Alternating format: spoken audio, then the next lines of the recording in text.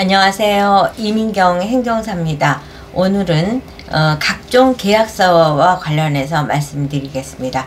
여러분 좋아요, 구독, 알림 잘 부탁드립니다.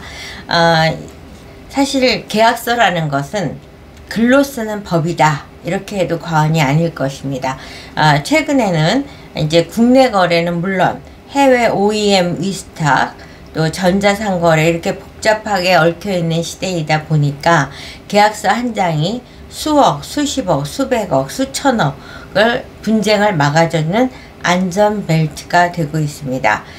계약서 분야의 전문가 이민경 행정사에게 맡기면 이와 같은 문제를 최소화하지 않을까 이렇게 생각합니다. 단순한 문장을 잘 쓰기 때문이 아니고 민법은 기본이고 상법, 약관규제법, 개인정보보호법, 하도급법 이와 같은 관련법들을 갖고 설계도를 작성하듯이 계약 과정에서 발생될 수 있는 여러 가지 문제를 이해 당사자들 간의 권리와 의무를 선명하게 드러나도록 작성하는 것이 바로 계약서이고, 그 계약서에 크로스 체킹을 하면서 정확하게 분쟁의 소지를 최소화할 수 있도록 작성할 수 있는 능력이 바로 이민경 행정사의 전문성입니다. 그러면은 이제 어떻게, 그러니까 민법을 뼈대로 해서 모든 계약서는 설계하게 됩니다.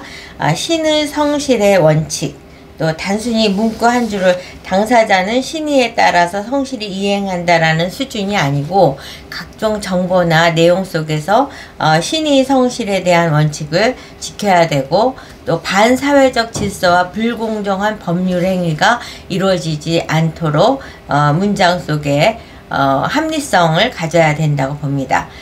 그래서 이제 또 나중에 문제가 생겼을 때 법원에 갔을 적에 이제 그게 불공정한 문구가 되어 있다 이러면은 아무리 두 사람이 도장을 찍었다 하더라도 손해배상이나 또 겸업금지, 불리한 면책 이런 것들이 어느 일방에게만 유리하게 되어 있다 그랬을 때는 상방간에 도장을 찍었다 하더라도 그 계약서가 적용받기가 어렵습니다.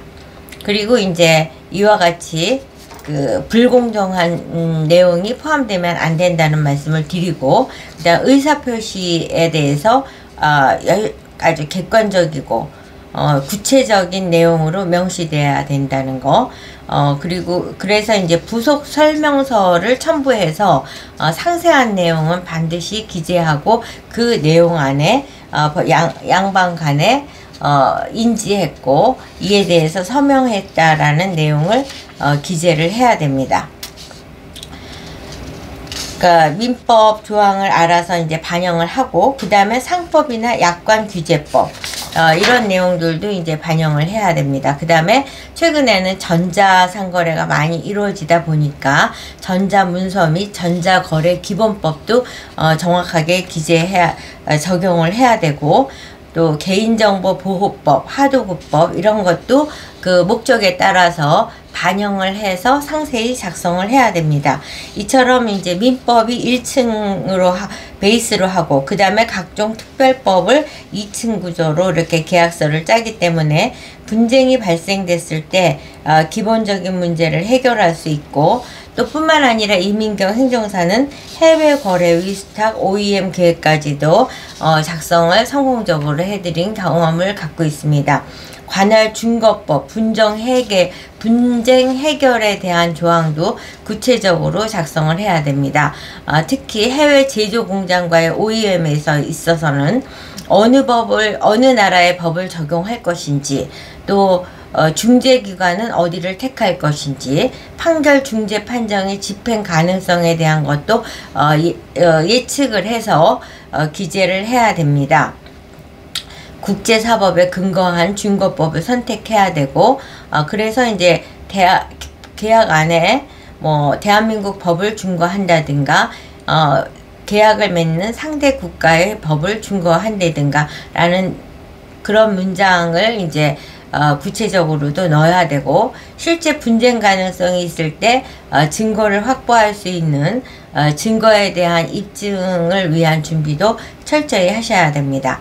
그 다음에 이제 관할 법원으로 할 것인지 아니면 국제중재위원회를 통해서 할 것인지, 또 언어는 어느 이제 통번역을 했다 하더라도 약간 번역상에서 해석이 달라질 수 있기 때문에 어느 단어로 어느 언어가 우선적인 계약서로 인정될 수 있는지, 이와 같은 것도 구체적으로 명시를 해야 분쟁 발생됐을 때 서로 간에 이제 법적 다툼을 최소화할 수 있다는 거.